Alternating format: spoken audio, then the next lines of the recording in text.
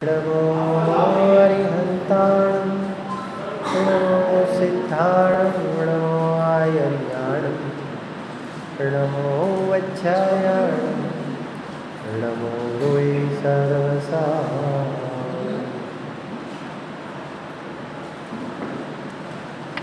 पूज्य गुरुदेव श्री के वचनामृत रहस्य, इनमें से प्रसंगोपात हम एक बोल लेते हैं।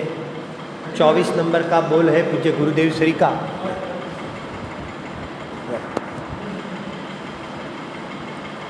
बहुत ही सुंदर बोल, खोलने के साथ ही एक सुंदर बोल आया हुआ है।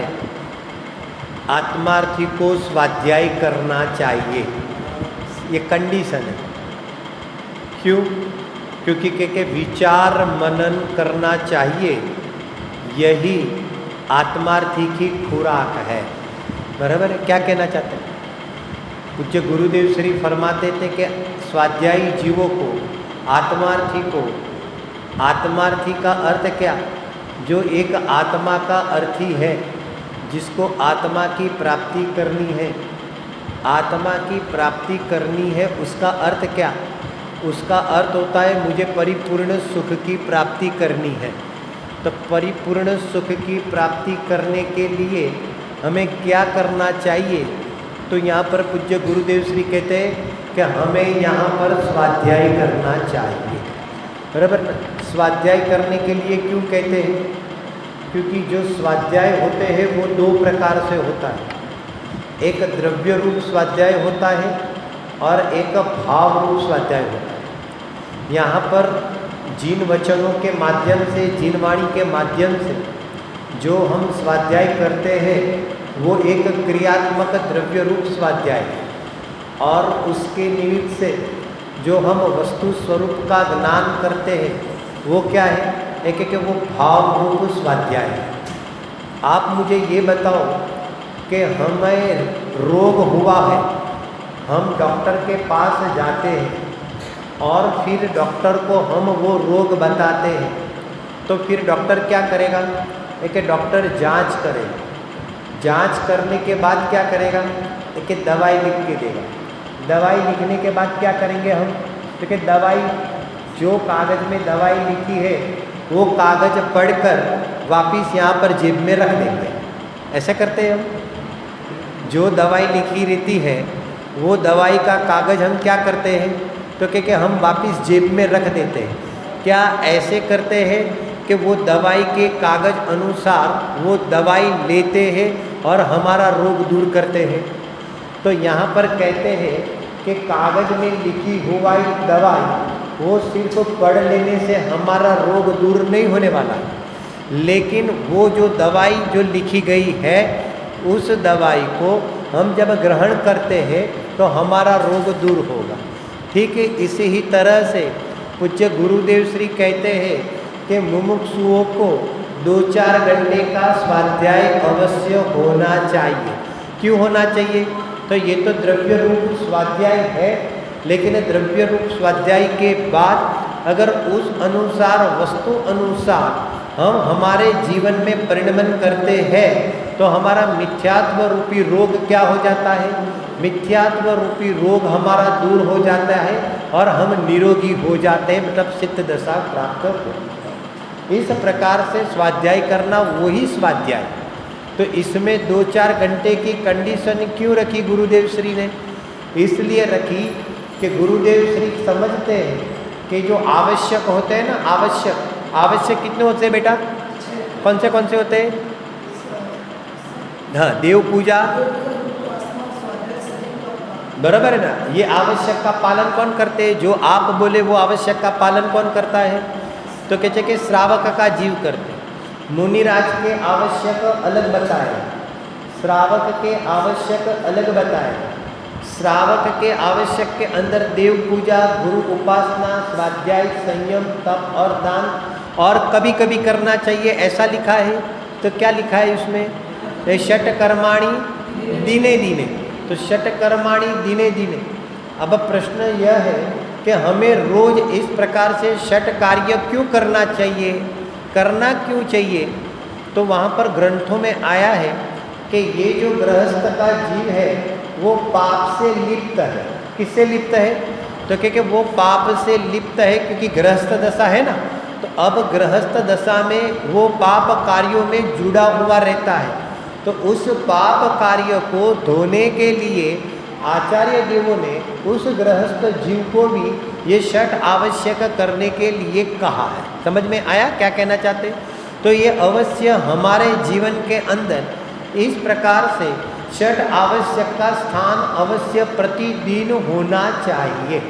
ठीक उसी क्रम के अंदर जैसे देव पूजा, गुरु उपासना, स्वाध्याय, संयम, तप, दान, तो हो सकता है कि हम रोज देव पूजा तो कर लेते हैं, परंपरा निभाने के लिए भी शायद कर लेते हैं, लेकिन यहाँ पर कहते हैं कि जब तक हम स्वाध्याय नहीं करते हैं तो देव पूजा का मर्म भी नहीं समझ सकते। जब तक हम स्वाध्याय नहीं करते हैं तो बाकी के आवश्यकों का मर्म भी नहीं समझ सकते।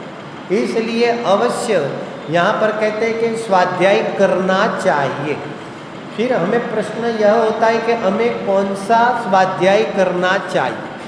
देखो, भावार्थ के रूप में तो हम ये कहेंगे कि हकीकत में तो जिससे हमारी कसाई गल जावे ऐसा स्वाध्याय करना चाहिए, जिससे हमारी कसाई टूटे ऐसा स्वाध्याय करना चाहिए, जिससे हमारा प्रमाद टूट जावे, घट जाए, ऐसा स्वाध्याय करना चाहिए। ये सब नास्ती से बात बताई। जिससे मेरी आत्मा पुष्ट हो ऐसा स्वाध्याय करना चाहिए, जिससे मैं भेद विज्ञान की मेरी दृष्टि बने ऐसा स्वाध्याय करना चाहिए, जिससे ये मेरी उन्नति, मुझे शांति, आनंद, सुख की प्राप्ति हो ऐसा मुझे स्वाध्याय करना चाहिए। तो ये स्वाध्याय इस प्रकार से हमें करना चाहिए। इसलिए आचार्य देव ने 4 अनुयोग के माध्यम से हमें जो भी बात बताई है, तो यहाँ पर कहते हैं कि एक आद्योपान ग्रंथ का स्वाध्याय होना चाहिए। ऐसा नहीं कि कुछ आज ये पढ़ लिया, दूसरे दिन हमने कुछ और पढ़ लिया, तीसरे दिन कुछ और पढ़ लिया, तो क्योंकि ऐसा नहीं होता है। हमारा स्वाध्याय कैसा होना चाहिए? हमारा स्वाध्याय आद्योपान अप टू एंड क्रमिक, कोई एक ग्रंथ लो, भले आप 15 मिनट पढ़ो, 10 मिनट पढ़ो या आधा घंटा पढ़ो, लेकिन क्रमिक एक ग्रंथ पढ़ते हो तो पूरा ग्रंथ में क्या बात आती है, आचार्य भगवान क्या बताते हैं, वो हमें पता चलता है, एक परिणाम बनता है। आप समझे क्या नहीं? जैसे आप मूवी देखने जाते हो ना, मूवी, तो जैसे कि एग्जाम्पल के रूप में 3 से 6 बजे की मूवी होती है, तो 4 बजे निकल कर देख लेते हैं, ऐसा चलेगा? 3 से 6 की पिक्चर होती है मूवी, तो चलो 4 बजे चाय बाय पीकर जाते हैं, क्या बात है, उसमें क्या सवाल है, बराबर है कि नहीं? तो ऐसे कोई 4 बजे जाएगा, अच्छा एंडिंग देख लेंगे, चलेगा? एंडिंग देख लेंगे तो वहाँ ऐसा चलता है। ऐसे कोई भी ग्रंथ, चलो पीछे ऐसा क्या लिखा है, ठीक है, वो देख लेते हैं, ऐसा कोई देखता है क्या? आप समझे कहने का मतलब? बीच में का पिक्चर देखता है, क्यों? वहाँ तो 1 मिनट भी चली जाती है, 3:01 हो जावे और पिक्चर चालू हो जाती है, तो यहाँ चैन नहीं पड़ता है। क्यों? क्योंकि वहाँ इस प्रकार की हमारी रुचि है। ठीक है, इसी तरह से हमारी आत्मा में इस प्रकार की रुचि होनी चाहिए कि आद्योपान अप टू एंड। तो इस प्रकार का हम स्वाध्याय आत्म प्राप्ति के लक्ष्य के हेतु अगर हम करते हैं तो नियम से क्या होता है, उसका फल हमें मिले बिना रहता है। बराबर है कि नहीं? अब बात यह है कि स्वाध्याय में हमें किस प्रकार का हमारी भूमिका प्रमाण क्रम रखना चाहिए। इसके लिए तो पंडित टोडरमल जी ने यहाँ पर कहते हैं कि 7वें अधिकार में बहुत सुंदर क्रम बताया है, अभी अपने उसमें नहीं जाना है, लेकिन जिसके अंदर ये जो 7 तत्व है, 6 द्रव्य है, मूलभूत संसार मार्ग मोक्ष मार्ग क्या है, मूलभूत, बराबर है कि नहीं, हे उपादेय क्या है, तो क्योंकि इन सबों का बारंबार स्वाध्याय करके निर्णय करना चाहिए। बाबूजी, आदरणीय बाबूजी खास एक बात पर जोर देते थे, आप स्वाध्याय करो लेकिन सामूहिक स्वाध्याय करो, बहुत जोर देते थे। अकेले तो करो ही, उसकी तो मना नहीं है, लेकिन भले आप 2 जन हो, आप 4 जन हो, उसकी चिंता मत करो। 2 हो गया तो सामूहिक ही बोला जाता है, समझ में आया? लेकिन साथ में 4 जन, 6 जन, 8 जन, 10 जन साथ में बैठकर स्वाध्याय करते हैं तो साथ में परिणाम भी बनते हैं, एक दूसरे के साथ परिणाम बनते हैं, किसी को कोई विचार आया तो किसी को कोई विचार आया, तो इस प्रकार से सामूहिक रूप से यहाँ पर आकर स्वाध्याय कर। एक मैं और एक अगत्य की बात बताता हूँ। आप लोगों के वहाँ एक बहुत अच्छी मैंने देखा, आप लोगों का पुण्य का उदय इस प्रकार का है, जैसे मैंने बिजोलिया में भी देखा, यहाँ पर भी होगा। आप लोगों के घर नज़दीक नज़दीक है, आप लोगों के घर सब आजू बाजू बगल में होते हैं, मंदिर के आजू बाजू ही होते हैं, स्कूटर की भी जरूरत नहीं है और आप पैदल पहुंच जाते हो सके तब तक मंदिर में आकर स्वाध्याय करो। आप समझे, घर में करते हो तो अच्छी बात है, मना नहीं है, लेकिन मंदिर में आकर स्वाध्याय करने के परिणाम ही कुछ अलग होते हैं, कोई विशेष परिणाम बनते हैं। और इतना बढ़िया मंदिर, इतना बड़ा मंदिर तो हमारे वहाँ भी नहीं है, और इतना बड़ा और बढ़िया मंदिर, शांत वातावरण, देखते ही परिणाम एकदम शांत हो जावे, ऐसा सुंदर। आपने कलर भी अच्छा करवाया है, धवल कवर, और भगवान आत्मा कैसा है तो क्या परिणामों से धवल, और यहाँ पर कहते हैं कि मंदिर भी धवल, जिनेंद्र भगवान की प्रतिमा भी धवल, तो और हमारा भविष्य भी कैसा है, एक धवल। तो इस प्रकार से यहाँ पर कहते हैं कि सामूहिक रूप से स्वाध्याय करना वो ही मंदिर की उन्नति है। आपका मंदिर कितना बड़ा है वो मायने नहीं रखता है, आपके मंदिर में कितने लोग आकर सामूहिक स्वाध्याय करते हैं वो मायने रखते हैं। आपकी बैंक बैलेंस तिजोरी में भले कुछ भी ना हो, उससे कोई लेना देना नहीं है, लेकिन भावों की तिजोरी भरी रहनी चाहिए, और भावों की तिजोरी साधना से भरी रहनी चाहिए कि मुझे इस पर्याय में मुझे अपनी आत्मा का हित करना ही है।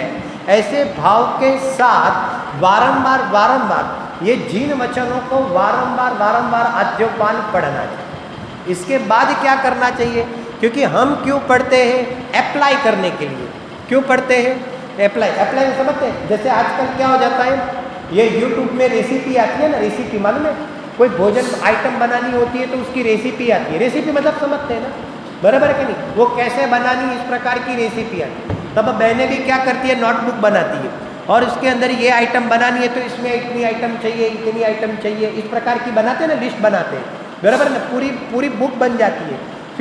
फिर वो बुक अनुसार वो आइटम हम बनाते हैं कि नहीं बनाते हैं, तो उस बुक अनुसार आइटम बनाते हैं, उस अनुसार जो भी हमने स्वाध्याय किया है वो क्या करेंगे, जीवन में हम अप्लाई करेंगे। जीवन में कैसे अप्लाई करेंगे, क्योंकि घटना तो बनती रहेगी, संसारी जीवे अनेक प्रकार का उदय बनता रहेगा, अनेक प्रकार की विचित्रता बनती रहेगी। तो हमने जो ज्ञान प्राप्त किया है तो हमारा धारणा ज्ञान में से उपयोग में आना चाहिए। आप समझे कहने का मतलब, उपयोग में आकर हम उस ज्ञान का यूज करेंगे तो स्वाध्याय का फल मिलेगा। अगर उपयोग में लाए नहीं और सिर्फ अगर धारणा ही इकट्ठी करेंगे तो हमें उस फल की प्राप्ति नहीं है। जैसे एग्ज़ाम देने जाते हैं ना, बच्चे लोग एग्ज़ाम देने जाते हैं, बराबर ना, तो आप पहले पूरी रात पक्का करते हैं, बराबर ना, तो ये तो हो गई आपकी धारणा, मन में ग्रहण कर लिया। अभी एग्ज़ाम के टाइम पर वो आपको याद ही नहीं आया तो मार्क्स मिलेगा कि नहीं मिलेगा, टीचर मार्क देगी कि नहीं देगी, बराबर है कि नहीं। 3 घंटा समाप्त हो गया, अभी बाहर निकले, अभी याद आया, लेकिन अब आज याद आया तो आपको काम में आएगा कि नहीं आएगा, आपको काम में नहीं आएगा। काम में कब आएगा, जिस समय पेपर था उस ही समय आप अगर उसको उपयोग में लाकर उसको याद करके बुक्स में से पेपर में लिखोगे तो मार्क्स मिलेगा। ठीक है, इसी ही तरह बनती हुई घटना में यहाँ पर इस आत्मा को उपयोग में याद करते हुए उन कसाई भावों से, ये देह भाव से, ये अधूरी दशाओं से आप भेद विज्ञान करते रहोगे तो उसका आपको लाभ मिलेगा, बराबर है कि नहीं। ये स्वाध्याय इस प्रकार से करना चाहिए, इसको हमें रटना नहीं है, गोखना नहीं है, इसको क्या करना है, मन के अंदर उसका निर्णय करना है। क्या निर्णय करना है स्वाध्याय में, मैं कौन हूँ, मेरा स्वरूप कैसा है, बस आप समझ गए कि नहीं कहने का मतलब। ये सब भाव क्या हो रहे हैं और ये सब विभावों से मैं कैसे छूटूं। मैं चैतन्य स्वरूप आत्मा हूँ, बराबर, मैं अनादि अनंत तत्व हूँ, ये शरीर जड़ पुद्गल है, ये रागादि भाव विभाव है, ये मेरी जो चेतन स्वरूप आत्मा है वो ये शरीर भी नहीं है और ये राग रूप भी नहीं है। ऐसा बारंबार भेद विज्ञान करना, अपने उपयोग में अपनी आत्मा को उठाकर यहाँ पर चित्त में एकाग्र होकर उसमें स्थिरता करना, इसका निर्णय करना, तो क्योंकि ये सब ही वास्तविकता में तो स्वाध्याय है पंडित जी। लेकिन मोक्ष में जाने के लिए बस इतना ही करना, ये भी हमने ज़्यादा बोला। क्या कहा? यहाँ पर कहते हैं कि जैसे यहाँ पर आप मुझे ये बताओ कि जो हम दूध में से दही बनाते हैं ना, दूध में से दही बनाते हैं, बराबर ना, तो वो क्या करते हैं? जामन डालते हैं। आप क्या बोलते हैं हिंदी में? हमारे गुजराती में बोलते हैं मेड़वण, बराबर, मेड़वण नाखिए। इसको आपको क्या बोलते हैं? जामन, जामन, जामन डालते हैं। जैसे कि आरस का पत्थर होगा तो वो भी डाल देंगे अपन, बराबर है कि नहीं? तो ये बहुत बड़ा आरस का पत्थर लाना पड़ता है, बराबर है कि नहीं? इतनी तपेली के अंदर दूध है, आप समझे मैं क्या कहना चाहता हूँ? इतनी तपेली में दूध पड़ा है, तो उसको दही बनाने के लिए आरस का कितना पत्थर चाहिए?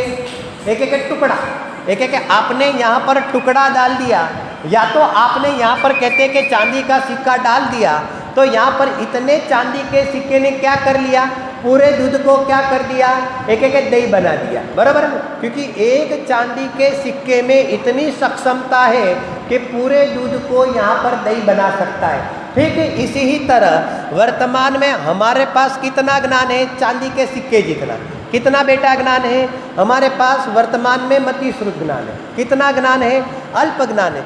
लेकिन ये मति श्रुत ज्ञान की इतनी ताकत है कि यहाँ पर अपनी पर्याय में केवल ज्ञान प्रकट कर सकता है। समझ में आया क्या कहने का?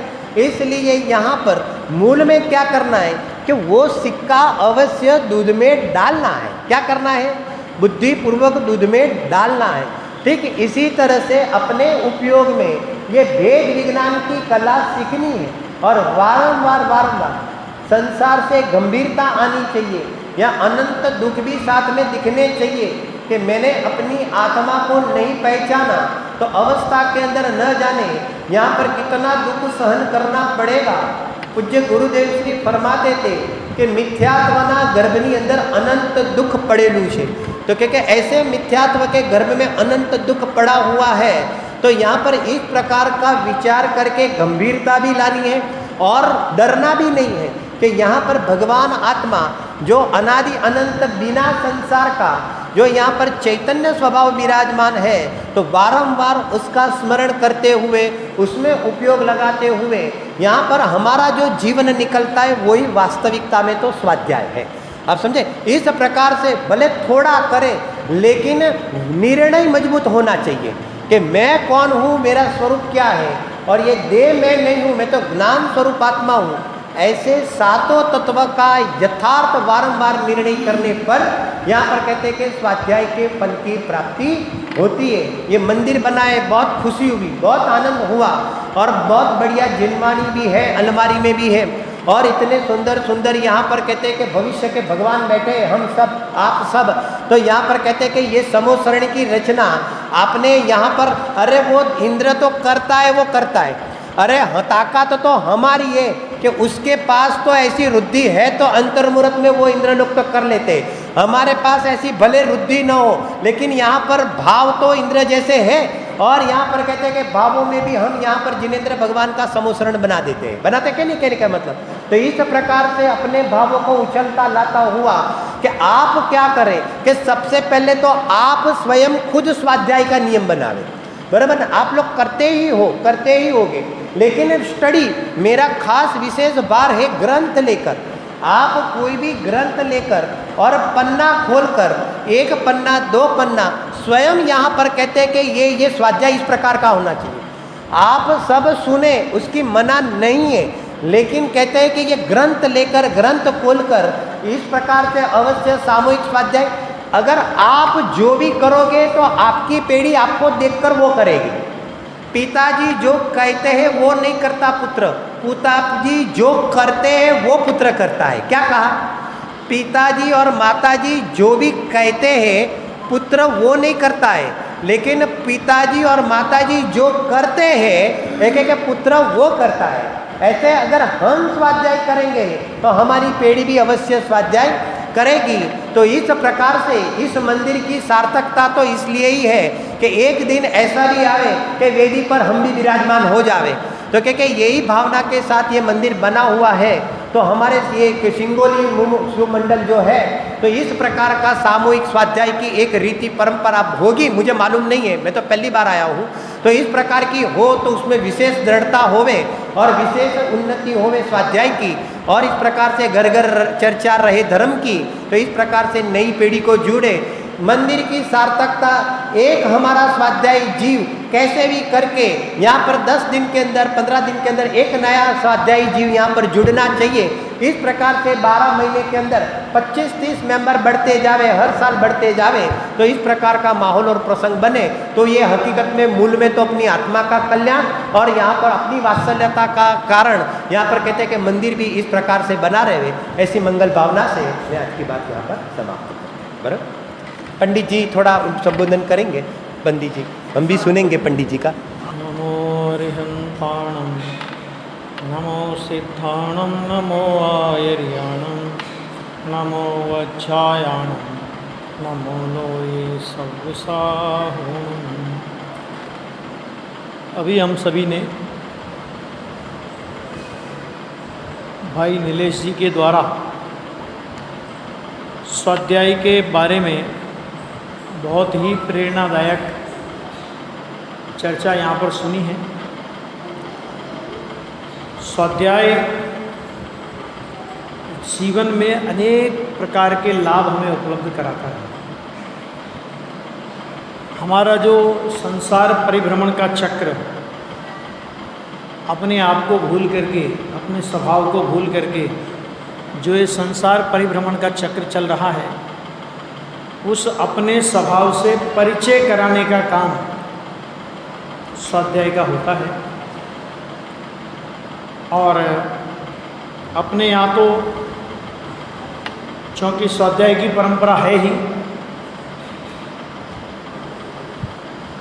चाहे कम आ पाऊँ यहाँ पर, लेकिन यहाँ की पूरी खबर मुझे रहती है ना, मैं पूछता रहता हूँ। तो अच्छा है कि स्वाध्याय की परंपरा आप लोगों ने बराबर चला रखी है। उस परंपरा को और अपने को बढ़ाना है।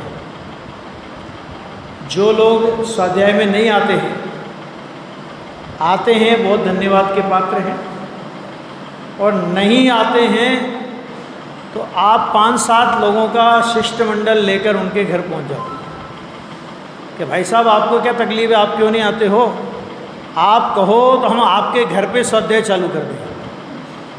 अब 2-4 जगह अगर आपने ऐसा कर दिया तो फिर हमें शायद मंदिर के हॉल के लिए बगल की जगह और लेनी पड़ेगी।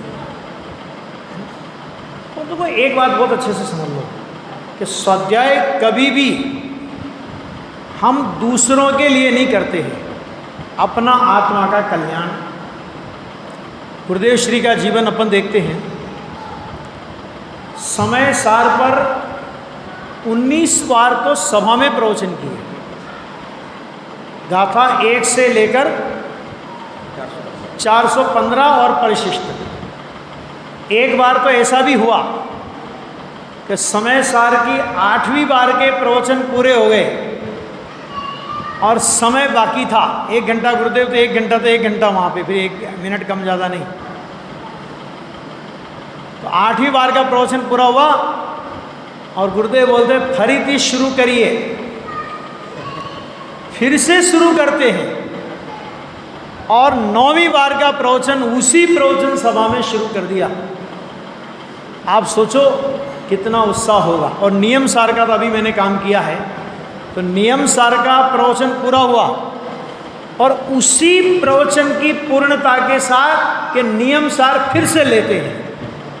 वो अभी मैं नियम का सार नाम के गुरुदेव के प्रवचन का काम किया था, तो उसमें ऐसा ही 71 के प्रवचन है, 71-72 के, और वो पूरा हुआ। गुरुदेव ने कहा कि फिर से लेते हैं और फिर से शुरू कर दिया। इसको बोलते हैं स्वाध्याय का रस। और ज्ञानी पुरुषों को तो क्या स्वाध्याय करनी होती है, जिस आत्म तत्व को समझने के लिए ये सारा स्वाध्याय, चिंतन, मनन, जो कुछ भी अपन करते हैं, जिस आत्म तत्व को समझने के लिए करते हैं, उसकी अनुभूति को तो वो पी करके बैठे नहीं। फिर क्यों स्वाध्याय करते हैं कि उस आत्म स्वभाव की अनुभूति को भले ही पी करके बैठे हैं, लेकिन स्वाध्याय से ज्ञान की विशेष विशेष निर्मलता होती है। और आत्मा का अनुभव कर लिया और पूर्ण वितरागता नहीं हुई तो ज्ञानी क्या करें? फिर दुकान चालू कर दें कि भाई आत्मा का अनुभव तो हो ही गया और मोक्ष पंचम काल में होना नहीं है, तो क्या करें? नवीन जी के बगल में एक दुकान खोल लेते हैं। ठीक है नवीन जी, क्या करे? ज्ञानी करे क्या? तो कि ज्ञानी को भी जितना व्यापार धंधे का, कमाने खाने का राग आता है, लेकिन उसके साथ ही ज्ञानी भी अपनी स्वाध्याय, चिंतन, मनन बढ़ाता है। क्यों? क्योंकि अनुभूति में सदा काल रह नहीं सकता और विकल्प की भट्टी में, पाप के विकल्पों की भट्टी में जाएगा तो अपना अनर्थ ही होने वाला है। ठीक है, तो दुर्ध्यान से बचने के लिए और आत्मा के निकट रहने के लिए ये सत्कर्म की चर्चा अभी करी, स्वाध्याय की चर्चा अभी करी, ये सब उसके लिए किए जाते हैं। अपने यहाँ पर एक आचार्य जिनसेन हुए, नाम तो सुना होगा सबने, है ना? मुनि दशा होने के बाद तो सबके वस्त्र उतरते हैं, लेकिन आचार्य जिनसेन ऐसे हुए कि जिन्होंने कभी वस्त्र पहने ही नहीं और सीधी मुनि दीक्षा ली उन्होंने। होता था, आज के ज़माने में थोड़ी छोटा सा बच्चा हो उसको बेचारे को लपेट देते हो, ऐसे घूमते रहते थे। तो एक बार वो अपनी माता से बोले कि माता मैं खेलने जाऊं? तो पुराने ज़माने की माताएं बात बात में कैसे संस्कार बच्चों को देती थी, आप वो सुनो। उनकी माँ ने कहा बेटा खेलने जाते हो तो चले जाओ, मना नहीं है, लेकिन घर के आसपास ही खेलना, बहुत दूर नहीं निकल जाना कि घर आना मुश्किल हो जाए, दूर मत निकल जाना। जिनसेन समझ गए कि माता क्या कहना चाह रही है कि भाई अगर आवश्यकता ना हो तो खेलने मत जाओ, गर्मी का मौसम है, लू लग जाएगी, और गर्मी के मौसम में बारिश आई तो सर्दी गर्मी हो जाएगी तो जुकाम हो जाएगा। माने कोई विशेष आवश्यकता ना हो तो अपने घर में आराम से खेलो, अपने घर में रहो। कि नहीं माँ मुझे तो जाना है। तो फिर दूसरा संदेश क्या दिया? घर के आस-पास खेलना। क्या मतलब इसका? हैं कि तो चैतन्य तेरा घर है, भगवान आत्मा तेरा घर है, कि तो उसी में रहने लायक है। और अगर तेरे से नहीं रहा जाए, तेरा मन मचलता हो, तो क्या करना कि घर के आस-पास रहना, माने पंच परमेष्टि के पास रहना। ये घर के आसपास है। क्यों? क्योंकि जो ही तू तेरी नजर पंच परमेष्टि पर जाएगी, पंच परमेष्टि की नजर जिधर जा रही है उधर अपनी नजर को ले जाने की प्रेरणा देंगे। बोलो भगवान की नजर किधर है?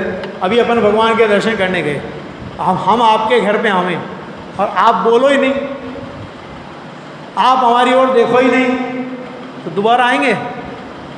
नहीं आएंगे ना।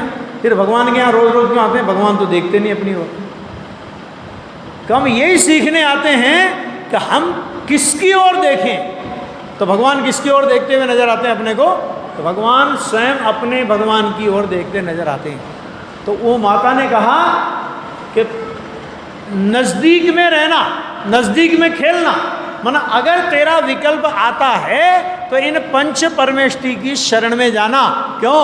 क्योंकि ये शुद्धात्मा के नजदीक है और इनके निकट जाएगा तो तुझे शुद्धात्म स्वभाव में आने की प्रेरणा मिलेगी। कि बेटा बहुत दूर मत निकल जाना, अरे इन मोहियों के संगति में मत पड़ जाना, इन रागियों की संगति में मत पड़ जाना, इन कसाईयों की संगति में मत पड़ जाना, इन अज्ञानियों की संगति में मत पड़ जाना। क्यों? क्योंकि यदि इनकी संगति में पड़ गया तो तेरा चैतन्य घर की ओर आना मुश्किल हो जाएगा। क्यों? वो कहेंगे अरे मेरा तो मंदिर का टाइम हो गया, मेरा तो स्वाध्याय का टाइम हो गया, अभी तो पंडित जी आए हैं, अभी तो हम स्वाध्याय में जाएंगे, अभी तो हमारे यहाँ शिविर चल रहा है। तो ये मोई कहेंगे अरे धर्म तो बुढ़ापे में करने की चीज़ है, तुम कहाँ धर्म के चक्कर में पड़ गए, और इन पंडितों को कोई काम धाम तो है नहीं, है ना? अब हैं ऐसा ऐसा, और हम भी चक्कर में आए, अरे कमाने का सीजन है अभी, कमाओ अभी, धर्म तो बुढ़ापे में कर लेना। रही बात धर्म की, तो थोड़ा कमा के इनको भी 1-2 लाख दे देना, हो जाएगा अपना धर्म। ऐसी शिक्षा देने वाले मिलेंगे। और हमारी भी क्योंकि रुचि अभी तात्विक और धर्म की नहीं हुई होगी, तो उनकी ऐसी जहरीली सलाह हमें पसंद आएगी और हमारी नसों में मिथ्यात्व का जहर चढ़ जाएगा। इसलिए माँ ने कहा बेटा बहुत दूर मत चले जाए। इसका मतलब क्या हुआ कि रहने के लिए कितने स्थान, कि पहला अपना आत्मा, और वहां नहीं रहा जाए तो परमात्मा, ठीक है, अथवा साधर्मियों का संग। ये पर्सनल स्वाध्याय की बात क्यों की अभी हमारे नीलेश भाई ने? व्यक्तिगत स्वाध्याय भी हम लोग घर पे करते हैं, अच्छी बात है, लेकिन ये व्यक्तिगत सामूहिक स्वाध्याय की बात क्यों की? कि 10 लोग बैठते हैं, एक वाक्य को 10 लोग सुनते हैं, है ना, कोई न कोई नई बात निकलेगी। गुरुदेव श्री जब स्थानकवासी थे तो वो प्रवचन नहीं करते थे कभी भी, और उनसे कहा कि आप प्रवचन करो, तो उन्होंने कहा मैं अपना कल्याण करने के लिए आया हूँ, ये प्रवचन करने के लिए नहीं आया। तब उनके गुरु ने एक बात कही कि अगर तुम प्रवचन करोगे ना तो तुमको नए नए तर्क उठेंगे, चिंतन मनन चलेगा तुम्हारा, तो नए नए तर्क उठेंगे, विषय बहुत स्पष्ट होगा। तो इस सामूहिक स्वाध्याय का एक अलग लाभ है, और बहुत अच्छा है कि यहाँ मंदिर नहीं बना। नीलेश भाई मैं बता रहा हूँ, इनकी ओर से मैं बता रहा हूँ, मंदिर नहीं बना, मंदिर का काम चल रहा था, तब से बोला, इन सभी भाइयों को हमने बोला था, मैंने कहा आप स्वाध्याय करो, चाहे किसी हमारे बैठे हैं सुरेंद्र जी साहब, तो इनके मकान पर सामूहिक स्वाध्याय चलती थी, और उस समय ये जो प्रोजेक्टर आप देख रहे हो ना, तो प्रोजेक्टर के लिए बोला गया, इन लोगों हम गुरुदेव का सीडी भी चलाना है, तो शैलेश भाई को बोला, मैंने कहा प्रोजेक्टर भेजो, और मंदिर तो बना ही नहीं, अभी काहे को प्रोजेक्टर? मैंने कहा मैं बोल रहा हूँ ना, मैंने कहा वहाँ सामूहिक स्वाध्याय चलती है, और जब से ये स्वाध्याय इनका प्रोजेक्टर चालू हुआ, सीडी चालू हुई, इनका स्वाध्याय चालू हुआ, आज उसका नतीजा है ये मंदिर की भव्यता। क्यों?